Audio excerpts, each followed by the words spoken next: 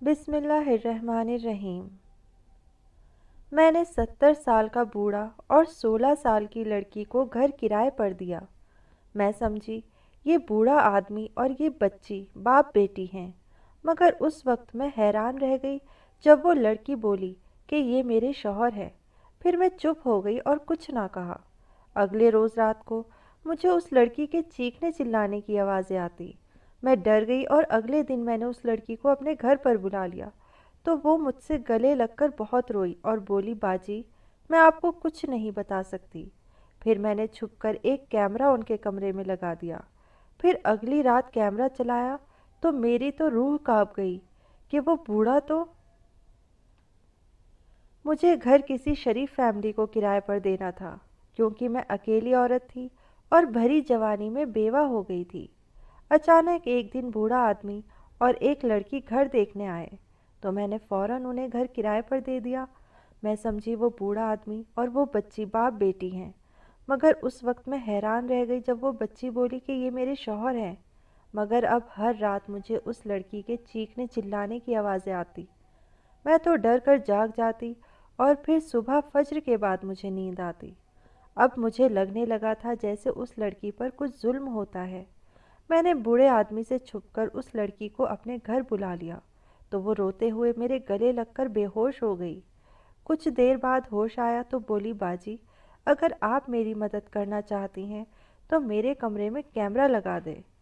Camera लगाना तो मुश्किल था। मैंने उसे अपना मोबाइल दिया और कहा, इससे वीडियो रिकॉर्ड कर लेना, मैं पुलिस को दिखाऊंगी। तो वो मान गई। अदनान के जाने के बाद मैं भरी दुनिया में तन्हा रह गई थी तो रिश्तेदार भी साथ छोड़ गए। मैं थी और पहाड़ जितनी लंबी जिंदगी।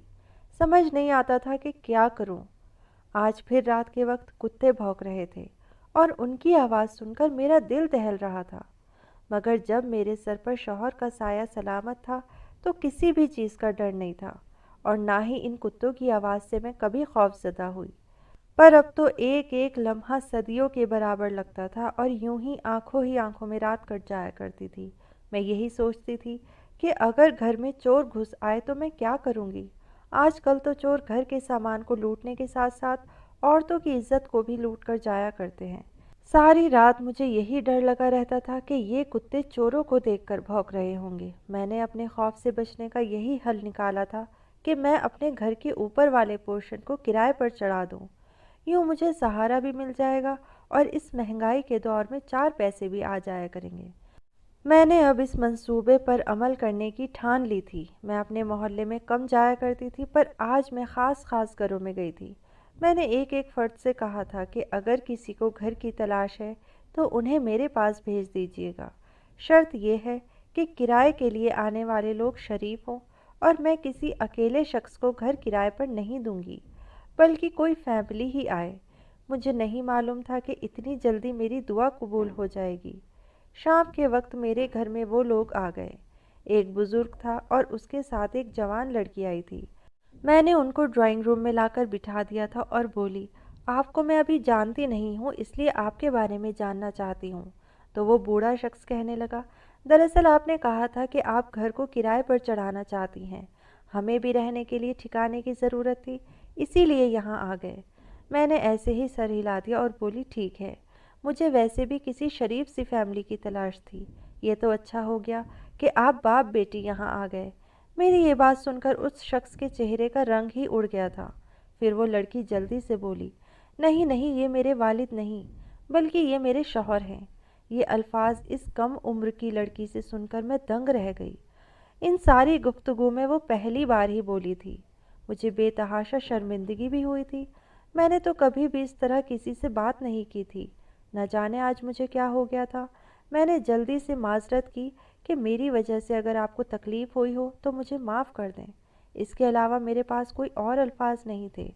वो बूढ़ा शख्स बोला, कोई बात नहीं बहन, आप ये बताएं कि आप ये घर हमें किराए पर देंगी या नहीं। मैं बोली, क्यों नहीं, मैं अपने घर का ऊपर वाला पोर्शन आपको दे देती हूँ। ये सुनकर उस शख्स के चेहरे पर इत्मीनान भरी मुस्कुराहट फैल चुकी थी।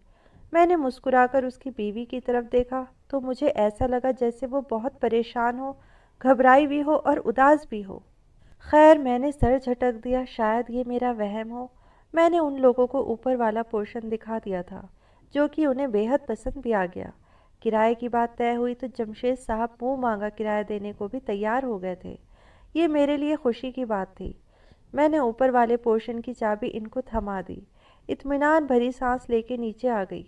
میں چاہ کر بھی راحیلہ اور جمشید کو اپنے ذہن سے نہیں نکال پا رہی تھی۔ راحیلہ بہت ہی خوبصورت تھی، نہ جانے اس کے والدین کی ایسی کون سی مجبوری ہوگی جس کی وجہ سے انہوں نے اپنی پھول جیسی بیٹی جمشید کو دے دی۔ مجھے راحیلہ میں اپنی چھوٹی بہن نظر آ رہی تھی۔ میں نے سوچا اب تو وہ یہیں پر رہے گی تو اس سے سب کچھ جان لوں گی۔ خیر شام ہوئی تو مجھے اپنی امی کی پرانی باتیں یاد آنے لگی۔ جب بھی ہمارے محلے میں نئے لوگ آ کر بستے تھے تو امی ایک وقت کا کھانا ان کو ضرور بنا کر دیا کرتی تھی۔ وہ یہ سوچتی تھی کہ شاید ان لوگوں کے پاس کھانا پکانے کا پورا انتظام ہے بھی یا نہیں۔ میں بھی کچن میں آ گئی تھی۔ پہلے تو میں صرف اپنے لیے ہی کھانا بنایا کرتی تھی، لیکن آج میں نے 3 لوگوں کا کھانا بنایا تھا۔ میں نے اچھی طرح سے ٹرے سجائی اور اوپر چلی گئی۔ میں نے دروازے پر دستک دی مگر کسی نے دروازہ نہیں کھولا۔ اب میں یہ سوچ کر پریشان ہو رہی تھی کہ اوپر آ کر میں نے اچھا بھی کیا یا نہیں۔ مجھے ان لوگوں کو اس طرح تنگ نہیں کرنا چاہیے تھا۔ میں واپس لوٹنے ہی لگی تھی جب دروازہ ایک دم کھل گیا۔ سامنے جمشید کھڑا تھا۔ اس نے میرے ہاتھ میں ٹرے دیکھی تو کہنے لگا، بہن آپ نے بلا وجہ تکلیف کیوں کی؟ میں مسکرا دی اور بولی، اس میں تکلیف والی کون سی بات ہے؟ یہ تو میرا فرض بنتا تھا اور آپ لوگ تو میرے ساتھ ہی رہنے لگے ہیں تو مجھے اتنا کرنا تو بنتا ہی تھا۔ جمشید صاحب بولے، دراصل راحیلہ کھانا بنانے ہی لگی تھی، آپ نے خام خواہ زحمت کی۔ میں بولی، آج کے دن راحیلہ بھی آرام کر لے، ویسے وہ ہے کہاں؟ میں ذرا اس سے بھی سلام دعا کر لوں۔ اتنا کہہ کر میں لاؤنج میں جانے ہی لگی تھی کہ ایک دم سے جمشید میرے سامنے آ کر کھڑا ہو گیا تھا۔ وہ کہنے لگا کہ دراصل راحیلہ سو رہی ہے، اس کے سر میں بہت درد تھا، اب اگر آدھی نیند سے اٹھے گی تو اس کی طبیعت بگڑ جائے گی، وہ ذرا نازک سی ہے، کچی نیند سے اٹھ جائے تو اس کی حالت خراب ہو جاتی ہے۔ میں نے سر ہلا دیا اور واپس نیچے چلی آئی، مگر میرے ذہن میں ہزاروں قسم کے سوالات پیدا ہو رہے تھے۔ میں تو یہی سوچ رہی تھی کہ جمشید صاحب نے ایک ہی لمحے میں کیسے بات بدل دی تھی۔ پہلے تو وہ کہہ رہا تھا کہ راحیلہ کچن میں ہے اور کھانا بنا رہی ہے، پھر کہہ دیا کہ وہ تو سو رہی ہے۔ مجھے اس بات کا احساس شدت سے ہو رہا تھا کہ دال میں کچھ نہ کچھ کالا تو ضرور ہے، اور میں اس متعلق سوچنا بھی نہیں چاہ رہی تھی کیونکہ وہ تو یہاں کرائے کے طور پر آئے تھے۔ مجھے ایسے ان کی بات پر تجسس بھی نہیں کرنا چاہیے تھا۔ میں نے وضو کی اور نماز پڑھنے لگی۔ نماز اور قرآن کی تلاوت کے بعد میں نے کھانا کھایا۔ مجھے اس بات پر پکا یقین تھا کہ راحیلہ میرے پاس ضرور آئے گی اور کھانے کا شکریہ ادا کرے گی، کیونکہ بعض دفعہ لوگ کسی سے لیے تحفے کا شکریہ ادا ضرور کرتے ہیں، مگر یہ میرا خیال ہی تھا۔ میں نے بہت دیر تک راحیلہ کا انتظار کیا تھا مگر وہ نیچے نہیں آئی، اس لیے میں اپنے کمرے میں سونے کے لیے چلی گئی تھی۔ آج مجھے چوروں سے ڈرنے کی ضرورت نہیں تھی۔ مجھے یقین تھا کہ آج کی رات میری بہت سکون سے کٹے گی، مگر آدھی رات کے وقت میں ہڑبڑا کر اٹھی۔ میں یہی سوچ رہی تھی کہ میری آنکھیں کیسے کھل گئی، تبھی میرے کانوں میں کسی لڑکی کے چیخنے کی آوازیں آنے لگی۔ ایسا لگ رہا تھا جیسے وہ لڑکی کسی تکلیف میں مبتلا ہو۔ مجھے بے تحاشا خوف آیا تھا۔ میں شروع سے ہی اتنی ڈرپوک نہیں تھی، لیکن جب سے عدنان کا انتقال ہوا تھا تب سے مجھے پتوں کے ہلنے سے بھی ڈر لگتا تھا۔ میں نے اپنے کانوں پر ہاتھ رکھ دیا تھا اور یہ آواز تھی کہ لمحہ لمحہ بڑھتی ہی جا رہی تھی۔ میں بیڈ پر لیٹی اور پڑھائی کرتے کرتے پوری رات گزر گئی۔ صبح اٹھی تو میں باہر لانچ میں جا کر بیٹھ گئی۔ تبھی مجھے جمشید نظر آیا۔ جب وہ اوپر سے نیچے کی طرف آ رہا تھا تب اس کی نظر مجھ پر پڑی تو وہ گھبرایا سا لگ رہا تھا۔ اس نے مجھے سلام کیا اور جلدی سے وہاں سے چلا گیا۔ اس کے حلیے سے یہی ظاہر ہو رہا تھا جیسے وہ آفس کے لیے نکلا ہو۔ میں نے اپنے لیے ناشتہ بنایا۔ اب تک جمشید واپس نہیں آیا تھا۔ مجھے اس بات کا علم ہو گیا تھا کہ جمشید کام کے سلسلے میں ہی باہر گیا ہے۔ میں نے اس موقع کو غنیمت جانا تھا کیونکہ کل سے میری راحیلہ سے ایک بار بھی بات نہیں ہوئی تھی۔ میں اس کے ساتھ بیٹھ کر باتیں کرنا چاہتی تھی، اس کے حالات کے متعلق جاننا چاہتی تھی۔ میں اوپر گئی اور دروازہ کھٹکھٹایا۔ میں اس کے انتظار میں کھڑی تھی کہ ابھی راحیلہ دروازہ کھول دے گی، مگر اس نے دروازہ نہیں کھولا، اور یہ کوئی عام بات نہیں تھی۔ یہ لڑکی کل سے میرے گھر آئی ہوئی تھی مگر اب تک میں نے اس کی ایک جھلک بھی نہیں دیکھی تھی۔ میں واپس پلٹنے کے بجائے پھر سے دروازہ کھٹکھٹانے لگی۔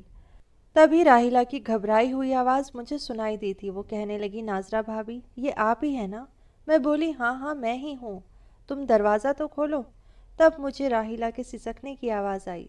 वो बोली, बाजी मैं दरवाज़ा कैसे खोलूँ, मुझे तो जमशेद बाहर से ताला लगा कर गया है।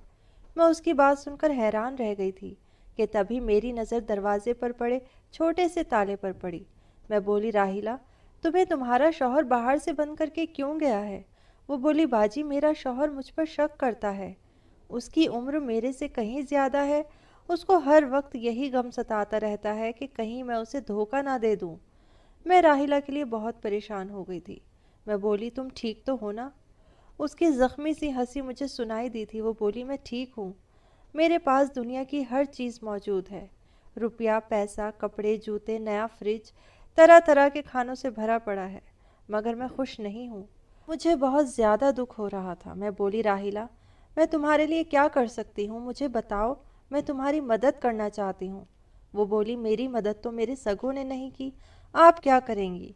बस आपसे इतनी सी गुजारिश है कि आप मेरे लिए दुआ कर दिया करें, और मुझे कुछ नहीं चाहिए। मैं वापस पलटने लगी तो वो बोली, बाजी आप प्लीज़ जमशेद को मत बताइएगा कि आप यहाँ आई थी या मैंने आपसे कुछ कहा है। मैं बोली, हाँ हाँ तुम बिल्कुल भी फिक्र मत करो, ऐसा ही होगा। मैं नीचे आ गई। मुझे रह रहकर राहिला के वालिदैन पर गुस्सा आ रहा था कि उन्होंने ऐसा क्यों किया। उन्होंने अपनी फूल जैसी बच्ची की शादी एक बड़े उम्र के मर्द से क्यों कर दी, जो अपनी सारी ज़िंदगी इस बच्ची पर शक करते हुए गुजार देगा। शाम हुई तो जमशेद वापस आ गया था। मुझे सलाम करके ऊपर चला गया। मैं सोचने लगी, काश ये अपनी बीवी को यूं कैद में न रखता तो कितना अच्छा होता। इससे हम दोनों की आपस में दोस्ती हो जाती, हम अपने गम बांट लेती। मगर अब क्या हो सकता था। खैर मैं अपने रोज़मर्रा के काम निपटाने में लगी और फिर सोने के लिए लेट गई। आज फिर आधी रात के वक्त मेरी आँख खुल गई थी। आज फिर वही हुआ जिसने मुझे कल सोने नहीं दिया था। मुझे फिर से किसी लड़की के चीखने की आवाज़ें सुनाई दी थी। मैंने ध्यान से सुना तो मुझे इल्म हुआ कि आवाज़ तो बहुत करीब से आ रही थी। मुझे इस बात का पता करना था और मैं उठकर बाहर आ गई। तब मुझे मालूम हुआ कि ये आवाज़ ऊपर वाले पोर्शन में से आ रही थी और चीखने वाली लड़की कोई और नहीं बल्कि राहिला थी। मैंने ऊपर की तरफ जाने का सोचा क्योंकि मुझे राहिला से पहले ही नज़र में मोहब्बत सी हो गई थी। अब भला मैं उसे कैसे परेशानी में छोड़ सकती थी। मैंने ज़ोर ज़ोर से दरवाज़ा पीटना शुरू कर दिया था। मैं बहुत देर तक खड़ी दरवाज़ा खटखटाती रही, मगर मजाल है जो किसी ने ज़रा भी जहमत की हो। और ऐसा भी नहीं था कि शोर कम हो गया हो, बल्कि अब तो राहिला की आवाज़ और ज़्यादा सुनाई दे रही थी। दरवाज़ा पीट पीट कर मेरे हाथों में दर्द होने लगा था, इसलिए मैं मजबूरन नीचे आ गई थी। आज रात तो मुझे नींद भी नहीं आने वाली थी, इसलिए मैं लॉन्च में ही बैठी रही और जैसे तैसे रात गुजरी। और सुबह हुई तो उसी वक्त जमशेद नीचे आया तो मुझे देखकर घबरा गया। वो बाहर निकलने लगा तो मैं बोली, जमशेद साहब मेरी बात सुनिए। मैंने उस शख्स के चेहरे पर खौफ सा उभरता देखा और वो सामने वाले सोफे पर आकर बैठ गया और बोला, मैं जानता हूँ कि आप मुझसे क्या पूछना चाहती हैं। जमशेद के चेहरे पर बहुत ज़्यादा उदासी फैली थी। वो बोला, आपको राहिला की फ़िक्र हो रही है ना, कि वो क्यों चीखती रहती है। मुझे भी उसकी बेतहाशा फ़िक्र होती है, मगर मैं कुछ भी कहना नहीं चाहता। आपके पास कोई हल है तो बता दें। मैंने देखा कि जमशेद की आंखों में आंसू आ रहे थे और वो नज़रें बचाकर आंसू साफ कर रहा था। मैं बोली, आप मुझे ये बताएं कि इसके साथ मसला क्या है, तभी तो कोई हल बता पाऊंगी। जमशेद ने सर उठाया और आंखें मिलाकर बोला, राहिला का सबसे बड़ा मसला उसके नापसंदीदा शख्स से शादी है। मैंने हैरत से जमशेद की तरफ देखा तो वो हंसा और बोला, आप मेरी शक्ल और सूरत को गौर से देखें और बताएं, क्या राहिला जैसी कम उम्र की लड़की मेरे साथ खुश रह सकती है? उस दिन तो आपने भी मुझे राहिला का बाप समझ लिया था। मुझसे सबसे बड़ी गलती बस यही हुई थी कि मैं राहिला के बाप की बातों में आ गया था। उसने मुझसे कई लाख रुपए कर्ज लिया था। उसने 1 साल के वादे पर लिया था और 4 साल गुजर गए थे। वो कर्ज नहीं लौटा रहा था। मैं उसे मोहलत पे मोहलत दे रहा था, मगर मेरी अब बस हो गई थी। मैंने उससे कह दिया था कि अब अगर तुमने मेरे पैसे नहीं लौटाए तो मैं तुम्हें पुलिस के हवाले कर दूंगा। तो वो कहने लगा कि मेरे पास तुम्हें देने के लिए 1 रुपया भी नहीं है। तुम यूँ करो कि पैसों के एवज मेरी बड़ी बेटी से शादी कर लो। مجھے اس کی بات نامناسب لگی تھی۔ میں بولا تم کیا کہہ رہے ہو؟ تو اس نے اپنی بیٹی کی تصویر میرے سامنے رکھ دی تھی اور بولا اگر تم اس سے شادی نہیں کرو گے تو میں پیسے لے کر کسی بھی شخص سے اس کی شادی کر دوں گا۔ دراصل میری شادی بہت کم عمر میں ہوئی تھی۔ میں تقریباً 22 برس کا تھا اور میری بیوی 18 برس کی تھی۔ ہم دونوں ایک دوسرے کے ساتھ بے حد خوش تھے، مگر پھر وہ اولاد پیدا کرتے وقت انتقال کر گئی۔ نہ اولاد بچی اور نہ ہی بیوی۔ میں نے اپنی بیوی کے ساتھ وفا نبھائی اور 65 برس کی عمر ہو جانے کے باوجود بھی دوسری شادی نہیں کی، مگر اب مجھے تنہائی کا احساس بڑی شدت سے ہوا تھا۔ جی چاہتا تھا کہ کوئی میرا بھی ہو جس سے میں اپنا دکھ سکھ بیان کر سکوں، میں کسی کی سنوں اور کوئی میری سنے۔ میں راحیلہ کے باپ کی باتوں میں آ گیا اور شادی کے لیے ہاں کر دی تھی۔ شادی کی رات راحیلہ نے میرے منہ پر تھپڑ مارا اور بولی میں تمہاری کبھی بھی نہیں ہو سکتی، تمہیں شرم آنی چاہیے، اپنی بیٹی کی عمر کی لڑکی کے ساتھ شادی کرتے ہو۔ اب وہ ہر رات مجھے بے عزت کرتی اور چیختی چلاتی ہے۔ اسی وجہ سے مجھے اپنا خود کا گھر بھی چھوڑنا پڑ گیا تھا۔ لوگ مجھ پر شک کرتے تھے کہ شاید میں اپنی بیوی پر ظلم کرتا ہوں، میں یوں ہی گھر بدلتا رہتا ہوں۔ لوگ راحیلہ کی وجہ سے مجھے جینے نہیں دیتے۔ اب یہ میرا چوتھا گھر ہے۔ میں نے یہاں آ کر اس کے سامنے ہاتھ بھی جوڑے تھے کہ آخری عمر میں مجھے یوں ذلیل مت کرو، تمہیں خدا کا واسطہ ہے مجھے جی لینے دو۔ مگر وہ یہاں آ کر بھی اپنی حرکتوں سے باز نہیں آئی۔ لیکن آپ کو ایک بات بتاؤں، اس میں راحیلہ کا بھی کوئی قصور نہیں ہے۔ وہ ذہنی طور پر بیمار ہو چکی ہے، اس کا علاج بھی چل رہا ہے، وہ لوگوں کو زخمی بھی کر دیتی ہے، اسی لیے میں باہر جاتے وقت تالا لگا کر جاتا ہوں۔ میں یہ سب باتیں سن کر دنگ رہ گئی تھی۔ میں نے بڑے غور سے جمشید کی طرف دیکھا تھا، اسے دیکھ کر یہی لگ رہا تھا کہ وہ سچ کہہ رہا ہے۔ تب میں بولی آپ سے ایک درخواست کروں؟ وہ بولا جی جی حکم کرے۔ میں بولی آپ راحیلہ کو بند کر کے نہ جایا کریں، میں اس سے بات کرنے کی کوشش کروں گی، ہو سکتا ہے اس کی حالت میں کچھ بہتری آ جائے۔ جمشید بھی پریشان ہو گیا تھا۔ وہ بولا آپ نے ابھی اس کی حالت دیکھی نہیں ہے، جب اسے غصہ آتا ہے تو وہ اس قدر جنونی ہو جاتی ہے کہ میرے لیے بھی سنبھالنا مشکل ہو جاتا ہے۔ ہو سکتا ہے کہ وہ آپ کا کوئی نقصان کر دے۔ میں آفس ہوتا ہوں اور پیچھے سے وہ آپ پر حملہ کر دے تو قصوروار کون ہوگا؟ آپ مجھے اس کام سے معاف ہی کر دیں، میں یہ نہیں کر سکتا۔ میں بولی جمشید صاحب، اگر راحیلہ نے مجھے کچھ نقصان پہنچا دیا تو میں آپ کو قصوروار نہیں ٹھہراؤں گی، آپ بس میری یہ بات مان لیں۔ جمشید میری طرف بڑے غور سے دیکھتا رہا، پھر اس نے اپنی جیب سے چابی نکال کر مجھے تھما دی اور بولا آپ کو ہوشیار رہنا ہے، جیسے ہی آپ کو محسوس ہو کہ راحیلہ کو غصہ آنے لگے تو آپ فوراً باہر نکل جائیے گا۔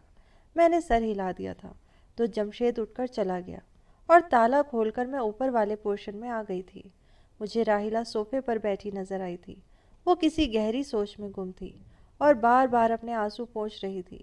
میں نے اسے پکارا تو وہ مجھے دیکھ کر اچھل ہی پڑی، پھر دل پر ہاتھ رکھ کر بولی آپ نے تو میری جان ہی نکال دی تھی۔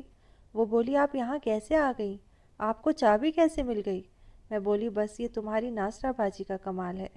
راحیلہ رونے لگی تھی اور اٹھ کر میرے گلے لگ گئی۔ وہ بولی باجی مجھے بہت عرصے سے ایک ایسے بندے کی تلاش تھی جس پر میں سر رکھ کر رو سکوں۔ تمہیں رونے کی ضرورت نہیں ہے، تمہاری باجی تمہارے پاس ہیں۔ راحیلہ آج میں تم سے ضروری بات پوچھنے آئی ہوں۔ مجھے یہ بتاؤ کہ تم رات کے وقت چیخنے کیوں لگتی ہو؟ کیونکہ میں نے جمشید کی باتوں پر تو بھروسہ کر لیا تھا، مگر میں راحیلہ کی طرف سے بھی سچ سننا چاہتی تھی۔ مجھے ڈر تھا کہیں جمشید نے مجھے پاگل ہی نہ بنایا ہو۔ وہ گھبرا گئی، کہنے لگی نہیں میں تو نہیں چیختی، مجھے کیا ضرورت پڑی ہے، میں تو اپنی زندگی میں بہت خوش ہوں، جمشید میرا بہت خیال رکھتے ہیں۔ میں اس لڑکی کی باتیں سن کر حیران ہی رہ گئی تھی۔ کل جمشید نے اسے مارا تو یہ کچھ اور ہی کہہ رہی تھی، اور اب یہ اسے کیا ہو گیا ہے؟ وہ بولی آپ مجھے اپنا پورشن دکھائیں، آپ نے اس کی کیسی سجاوٹ کی ہوئی ہے؟ میں بھی اپنا گھر سجانا چاہتی ہوں تاکہ جب میرا شوہر گھر آئے تو اسے تازگی کا احساس ہو۔ میں نے سر ہلا دیا اور بولی آ جاؤ تم۔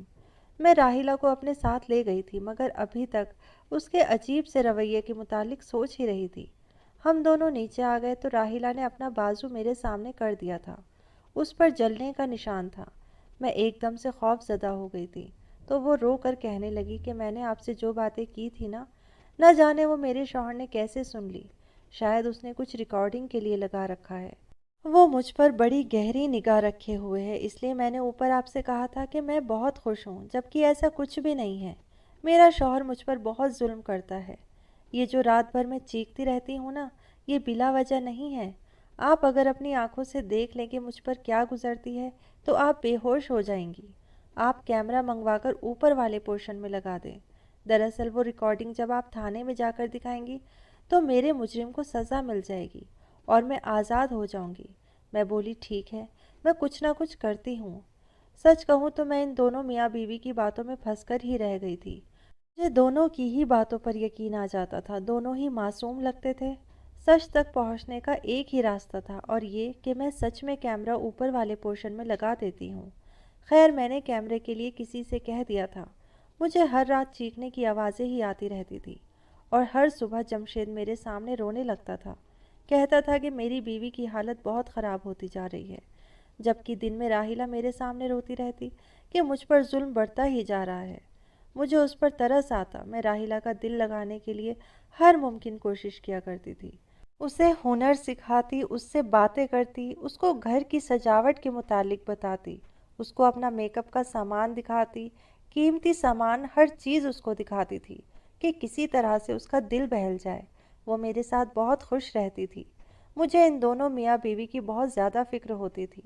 میں چاہتی تھی کہ اگر جمشید مجرم ہے تو اسے جلد سے جلد سزا مل جائے اور اگر راحیلہ بیمار ہے تو اس کا علاج ہو جائے۔ کیمرہ آنے میں ایک دن رہتا تھا۔ آج شام میں نے بریانی بنائی تو سوچا راحیلہ کو دے آؤں۔ عموماً اس وقت میں اوپر والے پورشن میں نہیں گئی تھی۔ ابھی میں اس کے کمرے کے باہر ہی تھی کہ میرے کانوں میں راحیلہ کی کچھ آواز گونجی کہ تم راحیلہ کے ساتھ آنا، تم اس کی فکر مت کرو، وہ کمزور ہے، اسے قابو کرنا آسان ہے۔ میں یہ باتیں سن کر الٹے قدم لوٹ آئی تھی۔ اب میرے سامنے راحیلہ کا کردار ایک سوالیہ نشان بنا ہوا تھا۔ شاید راحیلہ غلط تھی، وہ ہر وقت اپنی کسی آشنا کو بلاتی اور جمشید کو قابو کر لیتی تھی، اور کیا پتہ جان بوجھ کر سسکتی ہو تاکہ لوگ جمشید کو برا سمجھے اور وہ اپنی منمانی کرتی رہے۔ کیمرہ آنے میں تو ابھی دیر تھی، اس لیے میں نے اپنی ایک دوست لیڈی کانسٹیبل کو فون کیا اور اسے سارے حالات سے آگاہ کر دیا تھا۔ میں بولی مجھے تمہاری مختصر سی ٹیم کی ضرورت ہے، تو میرے گھر آ جانا لیکن مکمل رازداری سے آنا۔ اس نے کہا ٹھیک ہے۔ میں کھانا کھا کر اپنی دوست کا انتظار ہی کر رہی تھی، پھر نہ جانے کیا ہوا کہ میری آنکھ لگ گئی اور آنکھ کھلی تو میں اسپتال میں تھی۔ میں نے اپنے ارد گرد حیرت سے دیکھا تھا۔ میری دوست میرے سامنے کھڑی تھی۔ میں بولی رضیہ میں یہاں کیسے آئی ہوں؟ وہ ہنسی اور بولی تم ایک بہت بڑا کارنامہ کر کے آئی ہو۔ کچھ عرصے سے ہمیں ایک شکایت مل رہی تھی کہ ایک گروہ بہت سرگرم ہے اور وہ لوگوں کے گھروں میں گھس کر چوری کرتا ہے۔ کل رات تمہاری وجہ سے وہ گینگ ہمارے ہاتھ لگ گیا۔ میں بولی وہ کیسے؟ میری دوست کہنے لگی ناظرہ جو تمہارے گھر کرایہ دار رہتے تھے وہ اسی گروہ کا حصہ تھے۔ ان کا طریقہ اور واردات یہ ہے کہ وہ بے سہارا عورتوں کے گھروں میں رہتے تھے اور ان عورتوں کو رجھانے کے لیے بیوی شوہر پر الزامات لگاتی تھی اور شوہر بیوی پر۔ سب عورتیں ان کے معاملوں میں الجھ کر سب کچھ بھول جایا کرتی تھی۔ تمہارے ساتھ بھی انہوں نے ایسا ہی کیا۔ تم نے خود راحیلہ کو اپنے گھر کی ایک ایک چیز دکھائی تھی، تم نے اسے اپنے زیورات تک دکھا دیے تھے۔ یہ تو شکر کرو کہ راحیلہ کی باتیں تم نے سن لی۔ کل رات انہوں نے تمہارے کھانے میں نیند کی دوا ملا دی تھی اور تمہارے گھر کی ایک ایک چیز لوٹنے کا ارادہ رکھتے تھے، یہاں تک کہ صوفے، واشنگ مشین، زیورات، کپڑے، ہر چیز چوری کرنے والے تھے۔ وہ تو ہم موقع پر پہنچ گئے اور تمہارا سامان چوری ہونے سے بچ گیا۔ میں نے رضیہ کی باتیں سنی تو دل سائیں سائیں کرنے لگا۔ لوگ کسی کے گھر کو لوٹنے کے لیے کس حد تک اداکاری کر لیتے ہیں۔ یہ تو اللہ کا شکر ہے کہ اس نے مجھے بچا لیا۔ اب تو کرایہ دار بھی رکھنے سے ڈر لگنے لگا ہے۔ اب میں تنہا ہی رہتی ہوں۔ مجھے لگتا ہے کہ بری صحبت سے تنہائی زیادہ بہتر ہے۔